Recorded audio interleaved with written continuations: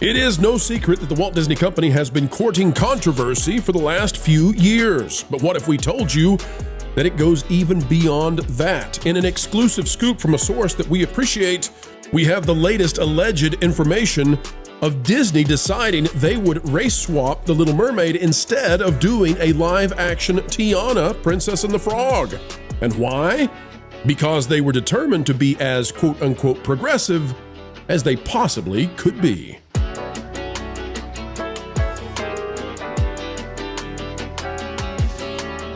Hello, ladies and gentlemen. Welcome back to the Pro Channel. We are so happy to have you joining us today. It is an honor, as always. Today, we're talking about the decisions that doomed Disney over the last 4 years and the fallout of people apparently having been let go because of it, including what we are finding out, although we are in rumor and speculation territory to some degree. We've got some corroborating facts. We'll bring it to you. We'll show it to you and let you decide. But we're now hearing that Disney decided they wanted to do an aerial race swap instead of having Tiana get her own live action, and it was all to score political, ideological points. Click the like button, and here we go. And it's major news indeed. It is going to take us into rumor and speculation territory, and not the kind that we did with Face. This is legitimately rumor and speculation territory because, and this rushed me straight up until the point of going live today. I was worried we were not going to get it in time, but we had a source reach out and give us some very interesting, almost salacious details of what's been going on behind the scenes at Disney. And I thought, I would love to cover this, but we can't. And that's going to push this all the way until Tuesday of next week. And then we got to worry about somebody else getting a hold of this. But we were able to get enough stuff at the very moment, right before launch, that I think we can go ahead and cover this, and so we will. All right, let me explain what we're looking at here. From Cosmic Marvel, who is not, by the way, the source. I don't want anybody to think that the source will appear on the screen. That's not how this will work. The source will remain anonymous to protect their career. 4 years ago today, Disney officially announced that a Tiana series is in the works. The series still has no release date, and that is correct, that Tiana, the series, was announced back in 2020. And Tiana, the series for Disney Plus, was announced in what we believe was a collaborative effort, in coalition, I suppose, in conjunction, more C words that mean the same thing, with the Splash Mountain changeover to Tiana's Bayou Adventure. And so Tiana, the series, was supposed to be this thing that was going to promote Tiana's Bayou Adventure. And yet Tiana, the series, is nowhere to be found. And we thought, well, that's the story. That's it. Is that this cartoon they were going to make for Disney Plus and maybe Disney Channel, it just didn't, hold up, and maybe it's delayed until 2025, and they didn't make the deadline to promote Tiana's Bayou Adventure. Okay. No big story, right? Well, there may be more to this. Let's go over now to the Disney Fandom Wiki page. Not a place we typically go, but hey, we'll wander wherever we have to wander to find what we need to take a gander at it. It says Tiana is an upcoming television series produced by Walt Disney Animation Studios and written and directed by Stella McGee. The series is a sequel of the 2009 animated film, The Princess and the Frog, set to premiere on Disney Plus in 2025. Down here is where we get to something that helped me corroborate, to some degree, what we needed for the rumor that we've been sent from a source that we trust very well. By the way, this show is not, what shall we say? It is not weekly supported. It has Oprah Winfrey starring in it. So this has some serious celebrity backing. Wait, when you say weekly, okay, sorry, I thought you were talking about a weekly release schedule. Okay, yeah, I was a little confused there. I know, as soon as I said it, I thought, poor choice of words there. Come on, get with the semantics, bro. This show was originally set to be released in 2023. So it was supposed to give them the boost they needed for Tiana's Bayou Adventure. However, it didn't make 2023. It isn't going to make 2024. Who knows about 2025? But here's what we need, folks. This seems to corroborate, at least to some degree, what the source is saying. Stella McGee became the series showrunner and director after unsuccessfully trying to pitch an idea for a live-action adaptation of The Princess and the Frog. Jennifer Lee was impressed with her determination that she was offered work on the show instead. Now, Jennifer Lee is the lady who does Frozen, and she was over all of Disney animation up until just recently when she was let go. And now, although they're trying very hard to make it seem like she is still on board, happy, happy, happy, yay, yay, Jennifer Lee basically was sent out the door, and all she gets to do is Frozen 3 and 4. Jennifer Lee was identified in the D-Files over with Chris Gore and Alan Ng on Film Threat as having been a catalyst for turning Disney into a crazy place of hyper-partisanship and wokey ideology. Stella McGee pitched an idea for a live-action Princess and the Frog to Jennifer Lee. She's over animation, right? So what's going on here? Why was that pitched to Jennifer Lee, and why was that turned down? And by the way, Disney announced in 2020 that the Princess and the Frog TV show would be coming to Disney Plus. So then the question is, when was the pitch made? Well, folks, guess what? According to our source, although this gets us into the rumor and speculation territory now, according to our source, 2 pitches were made. And Jennifer Lee was involved in the decision-making here. Although we cannot prove that, and we do not know that with assurance, but now we have enough pieces that we're willing to bring this forth as a rumor. Jennifer Lee, we are told, was a part of this process of determining what was going to go forward for a live-action remake, either The Little Mermaid or Princess and the Frog. And we are told by our sources that the decision was made to go with The Little Mermaid instead because they wanted to do the race swap, because they wanted to make a statement out of Disney. And that Tiana was decided to be given a Disney Plus show instead, rather than a live-action adaptation, which would not have been quite as big of a racial statement by Disney if they have simply done a live-action remake. We're also told that Disney thought that a live-action remake of Princess and the Frog could be problematic because the main stars would have to be CGI frogs again, and they didn't want to do that. They wanted to have whoever they cast to be front and center the entire film. And finally, we are told, and we've reported on this one in the past, is it from the same source? Maybe, maybe not. We'll never say. But we were told, and it seems to have been corroborated, that Disney was distinctly interested in making sure that they did a race swap of Ariel because we're told that they had 3 people who were the finalists to play Ariel. Halle Bailey was one of them, and all 3 of them were people that Disney would identify as people of color.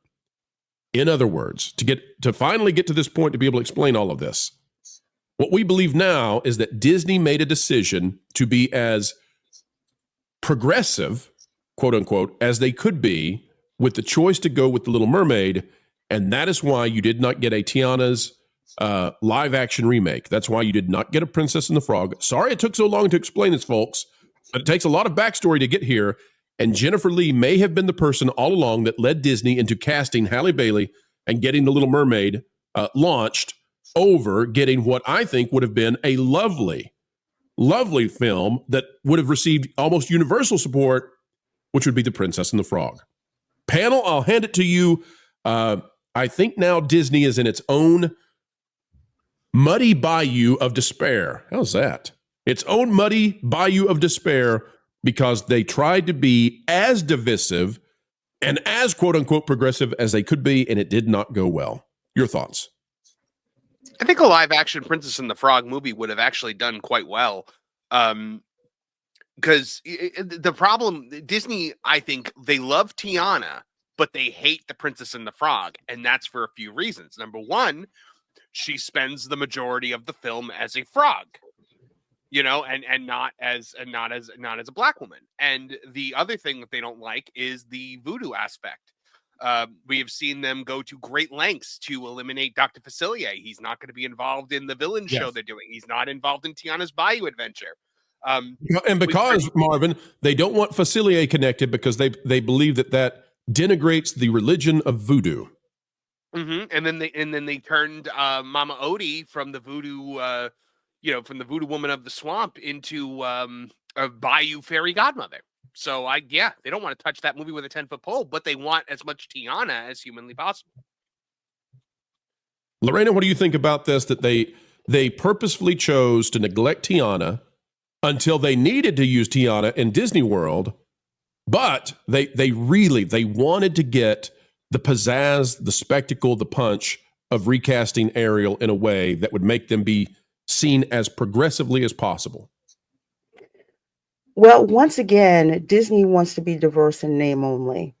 And frankly, it is a slap in the face to Black people, slap in the face to the intelligence of all people, and an extreme slap in the face to someone like me who is of Creole descent.